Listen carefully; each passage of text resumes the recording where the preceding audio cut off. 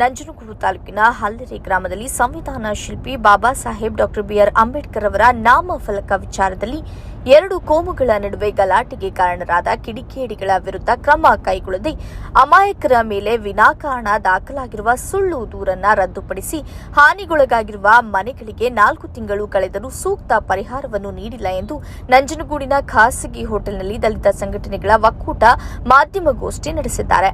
ದಲಿತ ಸಂಘಟನೆಗಳ ಒಕ್ಕೂಟದ ಅಧ್ಯಕ್ಷ ನಗರ್ಲೆ ಎಂ ವಿಜಯಕುಮಾರ್ ಮಾತನಾಡಿ, ನಂಜನಗೂಡು ಒಂದು ಮೀಸಲು ಕ್ಷೇತ್ರ. ಇಲ್ಲಿ ಸಂಸದರು, ಶಾಸಕರು, ಜಿಲ್ಲಾ ಉಸ್ತುವಾರಿ ಸಚಿವರು ಎಲ್ಲರೂ ದಲಿತರೆ. ಆದರೂ ಈ ವಿಷಯವಾಗಿ ಯಾರೂ ಇದುವರೆಗೂ ಮಾತನಾಡಿಲ್ಲ. ಪ್ರಕರಣದಲ್ಲಿ ನಾನು ಭಾಗಿಯಾಗಿಲ್ಲ.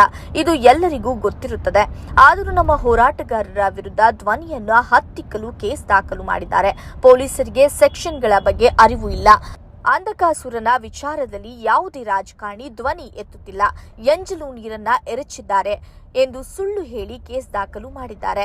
ಇದನ್ನು ನಾವು ಖಂಡಿಸುತ್ತೇವೆ. ವೋಟ್ ಬ್ಯಾಂಕ್ ಆಗಿ ರಾಜಕೀಯ ಮಾಡುತ್ತಿದ್ದಾರೆ. ಈ ವಿಚಾರಗಳ ಪರವಾಗಿ ಸರಿಯಾದ ನಿರ್ಧಾರವನ್ನ ಕೈಗೊಳ್ಳದಿದ್ದಲ್ಲಿ ಮುಂದಿನ ದಿನಗಳಲ್ಲಿ ಉಗ್ರ ಹೋರಾಟವನ್ನ ನಡೆಸಲಾಗುತ್ತದೆ ಎಂದು ಎಚ್ಚರಿಕೆ ನೀಡಿದರು.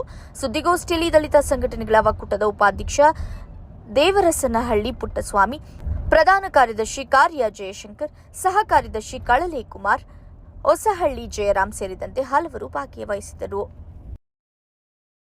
ಗಮನ ಹರಿಸಿ ಈ ಒಂದು ಸಂಬಂಧಪಟ್ಟಂತ ಹೋರಾಟಗಾರರ ಪ್ರಕರಣ ಹಿಂಪಡೆದಾಗಲಿ ಇದುವರೆಗೂ ಮಾಡಿಲ್ಲ. ಇದು ಕೂಡ ಖಂಡನೀಯ. ಈ ಕೂಡಲೇ ಈ ಪ್ರಕರಣದಲ್ಲಿ ಸಾಮೀಲಾಗಿರ್ತಕ್ಕಂಥವ್ರನ್ನ ಮತ್ತೆ ಪತ್ತೆ ಹಚ್ಚಿ ಕ್ರಮ ವಹಿಸಿ, ಸಾಮೀಲಾಗದೇ ಇರತಕ್ಕಂಥ ಹೋರಾಟಗಾರರನ್ನ ಪ್ರಕರಣದಿಂದ ಕೈ ಬಿಡಬೇಕು ಅಂತ ಜಿಲ್ಲಾಡಳಿತಕ್ಕೆ, ತಾಲೂಕು ಆಡಳಿತಕ್ಕೆ ಎಚ್ಚರಿಸ್ತಾ ಇದೆ. ನಂಜನಗೂಡಿನ ಗ್ರಾಮಾಂತರ ಪೊಲೀಸ್ ಠಾಣೆಯ ಎಲ್ಲ ಪೊಲೀಸ್ ಸಿಬ್ಬಂದಿಗಳು ಈ ಒಂದು ಘಟನೆಯ ಬಗ್ಗೆ ಸೂಕ್ಷ್ಮ ವಿಚಾರಗಳು ಗೊತ್ತಿದ್ರೂ ಸುದ ಮುಂಜಾಗ್ರತೆ ಕ್ರಮಗಳನ್ನ ತಗೊಂಡಿದೆ. ಈ ತಕ್ಕಳಿರೋ ದುರುದ್ದೇಶದಿಂದ ಇವತ್ತು ಇಂಥ ಒಂದು ದುರ್ಘಟನೆ ಆಗಿದೆ. ದುರ್ಘಟನೆಯಲ್ಲಿ ಅಮಾಯಕರು ಎರಡೂ ಸಮುದಾಯದವರು, ನಾನು ನಮ್ಮ ಸಮುದಾಯದ ಬಗ್ಗೆ ಅಷ್ಟೇ ಮಾತಾಡ್ತಿಲ್ಲ, ಎರಡೂ ಸಮುದಾಯ ಅಮಾಯಕರುಗಳು ಈ ಪ್ರಕರಣದಲ್ಲಿ ಸಿಕ್ಕಿದ್ದಾರೆ.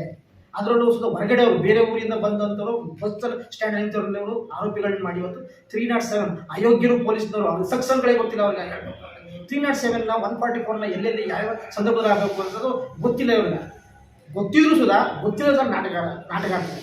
ನಮ್ಮ ಹೋರಾಟಗಾರರ ಮೇಲೆ ಸುಳ್ಳು ಪ್ರಕರಣ ಹಾಕಿ ನಮ್ಮ ಧ್ವನಿ ನಡೆಸಂತೆ ಕೆಲಸ ಮಾಡ್ತಾರೆ. ಆದರೆ ನಾವು ಯಾವುದೇ ಕಾರಣಕ್ಕೂ ನಾವು ಇವು ಎಷ್ಟು ಪ್ರಕರಣಗಳು ಸುಳ್ಳು ಪ್ರಕರಣಗಳ ದಾಖಲು ಮಾಡೋದು, ನಾವು ಯಾವುದೇ ಕಾರಣಕ್ಕೂ ಧ್ವನಿಯನ್ನು ಅಡಗಿಸಲ್ಲ.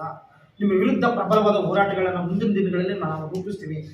ಮತ್ತು ಏನು ಅಂಧಕಾಸುರನ ವಿಚಾರದಲ್ಲಿ ಅದರ ಹಿಂದೆ ಸ್ವಲ್ಪ ದಿನ ಹಿಂದುಗಡೆ ಏನು ಮಾಡಿದ್ರು ಆ ಪ್ರಕರಣ ಸುದ ಎಲ್ಲ ರಾಜಕಾರಣಿಗಳು ಬಂದ್ ಮಾಡಿದ್ರು. ಆ ವಿಷಯದಲ್ಲೂ ಸುದ ಯಾವ ರಾಜಕಾರಣಿಗಳು ಧ್ವನಿ ಮಾಡಿಲ್ಲ.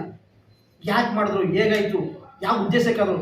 3ನೇ ಕ್ಲಾಸ್ 3 ಕೇಳಿದ್ರೆ ಹೋಯ್ತು ಅದು ಮೈಸೂರು ಫೋಟೋ ಅಂತೇಳಿ. ಮೈಸೂರು ಫೋಟೋ ನೀವು ಅಂಧಕಾಸುರನ ಹಾಕಣೆ ಮಾಡಿ ಯಾರು ಬೇಡ ಅಂತಾರೆ. ಅಂಧಕಾಸುರನ ಹೆಸರು ಮೈಸೂರು ಫೋಟೋ ಹಾಕಿದ್ರೆ ನಮ್ಮ ಧಾರ್ಮಿಕ ಭಾವನೆಗೂ ದೊಡ್ಡೇ ಇತ್ತಂತ ನಮ್ಮವ್ರು ಕೇಳೋದು. ಅದಕ್ಕೆ ಇವರು ಸುಳ್ಳು ಎಂಜಲಿನ ಸುಳ್ಳನ್ನು ಹೇಳಿ ದೊಡ್ಡ ಇಶ್ಯೂ ಮಾಡಿ ನಂಜನಗೂಡನ್ನ ಅವತ್ತು ಬಂದ್ ಮಾಡಿದ್ರು. ಏನಾದರೂ ಲಾಭ ಇತ್ತು ಇವರಿಗೆ. ಹಾಗಾಗಿ ತಾಲೂಕು ಆಡಳಿತ, ಜಿಲ್ಲಾಡಳಿತ ಕಣ್ಣು ಮುಚ್ಚಿ ಎರಡೂ ಪ್ರಕರಣ ವಿಷಯದಲ್ಲಿ ಸುಮ್ಮನೆ ಪ್ರಕರಣ ದಾಖಲು ಮಾಡಿ ಕಣ್ಣು ಮುಚ್ಚಿ ಕೂತಿದ್ವಿ. ಇದನ್ನು ನಾವು ಖಂಡಿಸ್ತಿದ್ದೀವಿ. ಈ ಬಗ್ಗೆ ಶೀಘ್ರವಾಗಿ ರಾಜಕಾರಣಿಗಳು ತುಟಿ ಬಿಟ್ಟು ಮಾತಾಡೋದು. ಸತ್ಯದ ಬಗ್ಗೆ ಅವ್ರು ತಪ್ಪು ಯಾರೇ ಮಾಡಲಿ, ನಾವು ಮಾಡಿದ್ರು ಅಷ್ಟೇ, ಅವ್ರು ಮಾಡಿದ್ರು ಅಷ್ಟೇ. ತಪ್ಪಿನ ಬಗ್ಗೆ ಕ್ರಮ ವಹಿಸಿ ನಾವು ಬೇಡ ಅಂತ ಹೇಳಲ್ಲ. ಆದರೆ ಎರಡೂ ಮಾಡಿದೆ ಇವರು ತಮ್ಮ ವೋಟ್ ಬ್ಯಾಂಕ್ ರಾಜಕಾರಣಕ್ಕೋಸ್ಕರ ಈ ಪ್ರಕರಣವನ್ನು ಜೀವಂತವಾಗಿ ಇನ್ನೂ ಇಟ್ಟಿದ್ದಾರೆ. ಇದು ಖಂಡನಾರ್ಹ. ಒಂದು ವೇಳೆ ಈ ವಿಚಾರದಲ್ಲಿ ತಾಲೂಕು ಆಡಳಿತ, ಜಿಲ್ಲಾಡಳಿತ ಮತ್ತು ರಾಜಕಾರಣಿಗಳು 3 ಜನರು ಯಾವುದೇ ರೀತಿಯ ಕ್ರಮ ತಗೊಂಡಿಲ್ಲ ಅಂದರೆ ನಾವು ಹಂತವಾಗಿ ಒಂದು ವಿನೂತನ ಮಟ್ಟದ ಉಗ್ರ ಹೋರಾಟಗಳನ್ನ ನಾವು ಹಮ್ಮಿಕೊಳ್ಳಬೇಕಾಗಿತ್ತು ಅಂತ ಮೂಲಕ ನಾನು